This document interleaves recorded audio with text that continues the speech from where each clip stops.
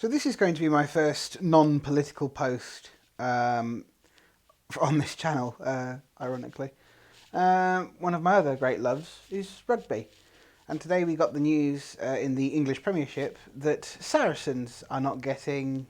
they've stood down from their appeal against the decision on the, was it £5.2 million fine and the 35-point deduction that they were supposed to get in the Premiership.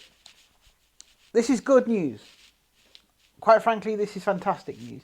They've stood down from the appeal. I think this is because they finally realised that the justification they were attempting to use just didn't add up, and they were picking at hairs, splitting hairs.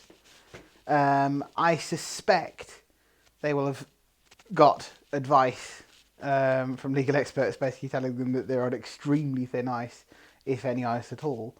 And I also think that the threat from clubs like Exeter and some other clubs had floated the idea of following Exeter down this road, of trying to recoup losses of earnings through the course, was enough to dissuade them and basically just take the punishment that they were going to be given and shut up about it and take it lying down.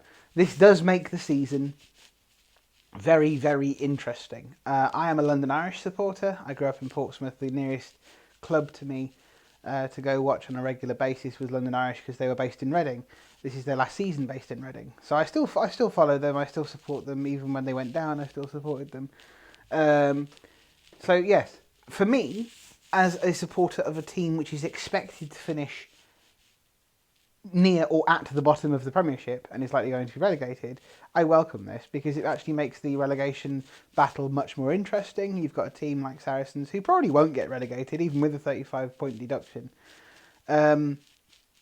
But they will have to really, really fight for it. And it does make things very interesting if Saracens, for whatever reason, face the prospect of relegation. What happens to all their star players? They're not going to play a season in the Championship. That's not going to happen. Most of them will decide to leave. Will Saracens have to build up from the ground up again? It does make a very, very interesting season ahead. You've also got teams in the Premiership right now, like Leicester, like Wasps. Wasps have their own financial problems at the moment. Leicester are in a complete mare. I don't think I've ever known Leicester be this terrible. It's like Manchester United became Brighton for a season. It's absolutely atrocious what's going on there. And I understand they've had players out because of the World Cup and all the rest of it, but still, I think this screams systematic failure at the organisation since they got rid of Richie Cochrane.